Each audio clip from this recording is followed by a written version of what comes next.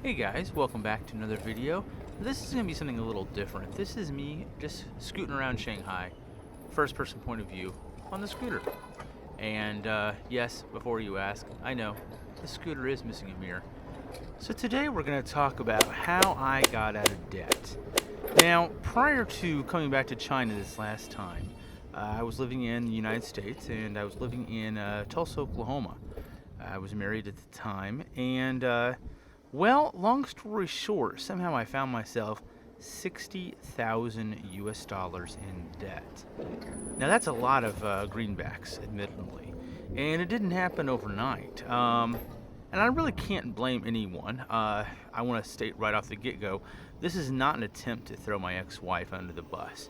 She's a good lady, and she's doing her best to, raise our two girls in the United States right now. So I really can't fault her. It takes two to tango, they say.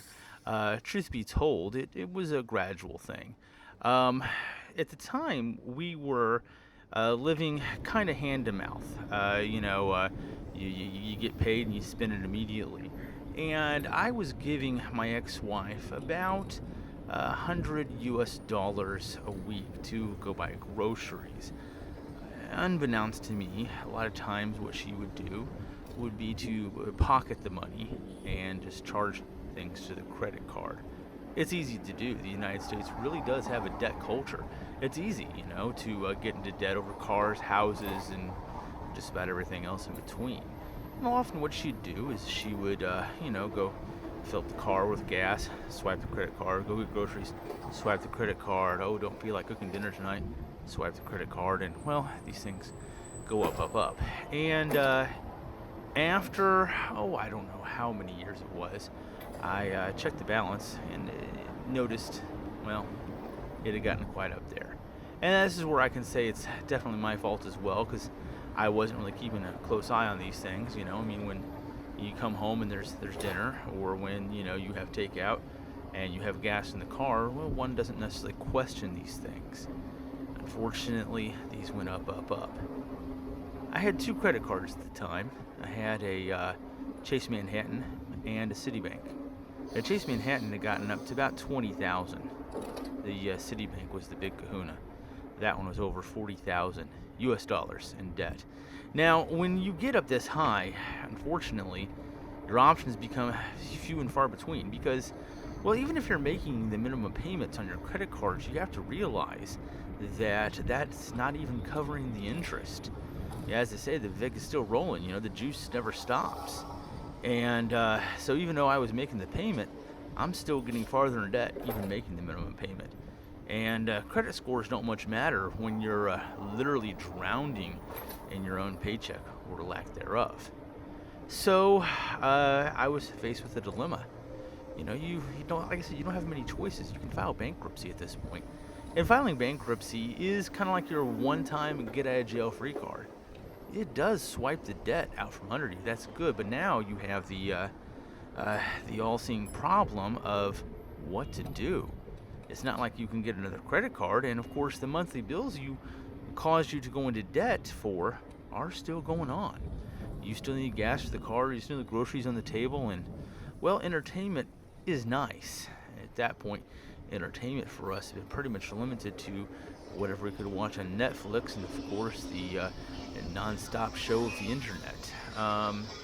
Beyond that, there really wasn't a whole lot of income to support much else. And beyond that, I was working 65, 70 hours a week just to keep my head above water. So, after thinking about it, I chose not to do bankruptcy.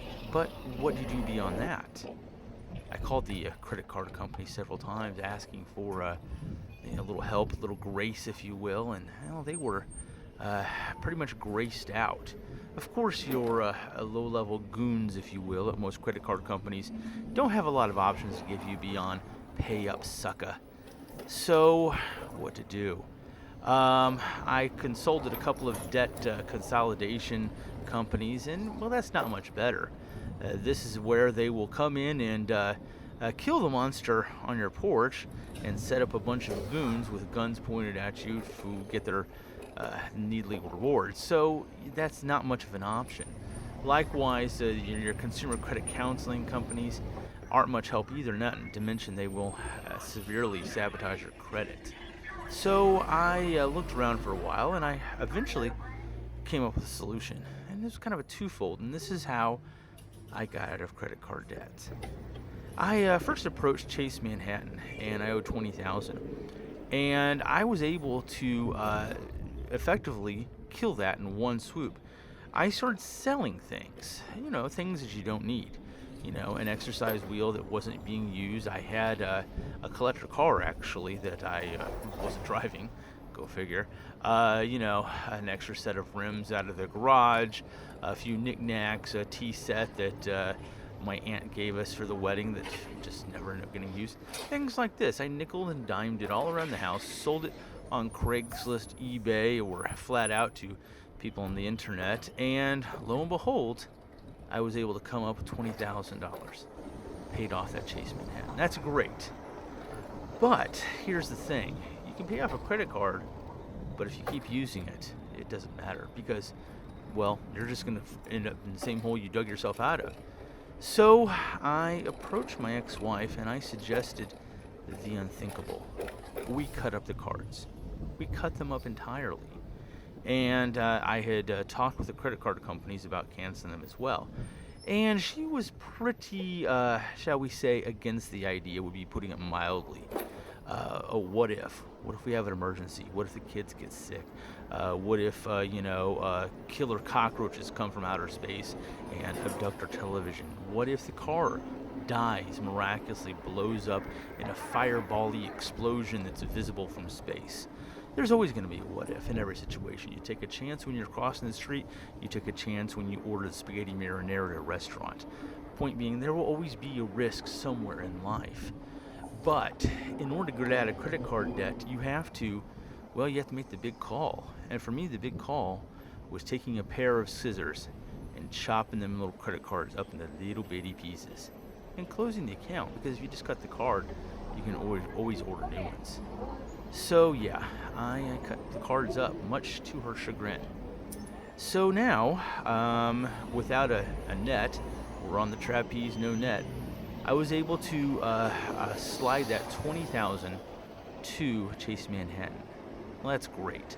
I'm a third of the way there, but now we have no more leeway. There's no more T-sets, classic cars, or belly button lint even to sell to pay off the other one. So here's where I was able to do this. I contacted the credit card companies, and they have a retention department. Retention is, of course, one of those departments that is there for special circumstances. You see, if you do end up declaring bankruptcy, it's no good for a credit card company, because then they've lost their golden goose. They've lost the ability to collect that money. And while they can still sell the debt for pennies on the dollar to a collection company, pretty much they've lost out their entire income. Now, I know a lot of you are going to say, well, yeah, credit card companies have insurance. That's true. They do have insurance. But they would rather not, again, collect on insurance when they can collect on you. As a difference between residual income and actual profit. So I contacted their level 2 retention department and proposed thus: if I declare bankruptcy, you get nothing. We all know that the collection agency probably won't be able to collect anything from me, and if I declare bankruptcy, it's all gone anyway. So here's what I like to propose. Rather than settling on the debt, and settling really hurts your credit card, I would like to pay you in full. I do, after all, owe the money per the original credit card agreement. So I would like to pay this. However, I would like to offer a deal ski. And here it is. I agreed to give them $257 direct deposit, or direct withdrawal, I should say, from my bank every 2 weeks. That means that they have the ability to go in without me doing a cotton picking thing and withdraw that money automatically from my account. And if I'm willing to do that for however long it takes to pay the debt off with zero interest, in other words, I'm paying just the principal balance, they will consider the debt paid in full.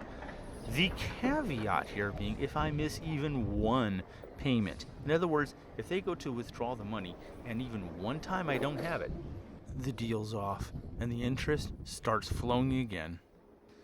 Okay, well, hey, you do what you have to do.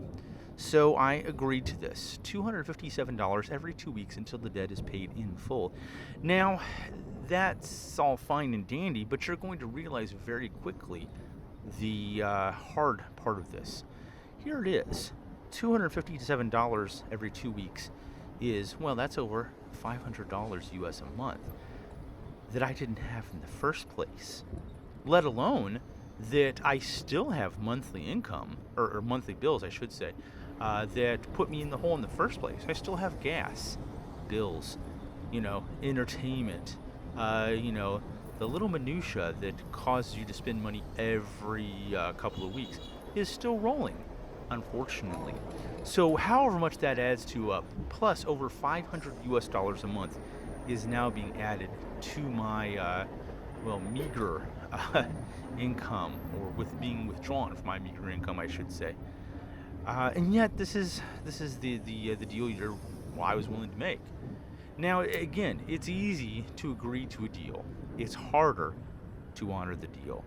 And so for years, do the math if you will, how long it took at over $500 US a month to pay off 40,000 remaining credit card dollars. It didn't happen overnight. As a matter of fact, I want to say it took the better part of 5 years, maybe. Again, do the math on that. But I paid it. And by the time I was ready to move back to China, I had sold everything I could. I finally got that paid in full notice. That paid in full notice felt wonderful. Better than a college degree. I won't say better than the birth of my daughters, but it was right up there. Paid in full. I somehow managed to pay off $60,000, $60,000 worth of credit card debt, and I did it all on my own. All it takes is the determination, the guts to never give up. There's a million programs out there and a million, fast ways people offer to get out of credit card debt. But the fact of the matter is, none of them actually are worth a darn. The only thing that's going to get you out of credit card debt is you. The only one who's going to bail your butt out of the flames is you. It takes time, it takes energy, mostly it takes determination. And that's the hard part, is because often in this, get rich quick scheme world and, failed responsibility, order something quick, get something done quick, it's kind of hard to knuckle down and just persevere to get debt paid for, especially when there's so many easy ways to get out of debt. Something easily gotten isn't always worth it, though. You file bankruptcy, well, your credit gets shot in the foot a couple of times. And, unfortunately, it's hard then to get credit after that. So, yeah, that's how I got out of credit card debt. I hope this helps a couple of you guys. In the meantime, hey, I appreciate you guys watching. Yeah, like anything else, make sure to like, comment, and subscribe, and we'll catch you in the next video. And just like that, we've reached the end of the video, which means you now have the opportunity to smash, wham, slam, and wallop that subscribe button, thus never again missing another SnarkyGuy video. And not too hard now, a keyboard is a terrible thing to waste. Click the bell icon to get notified, of course. In the meantime, here's a few more SnarkyGuy videos because I know you're gonna dig this.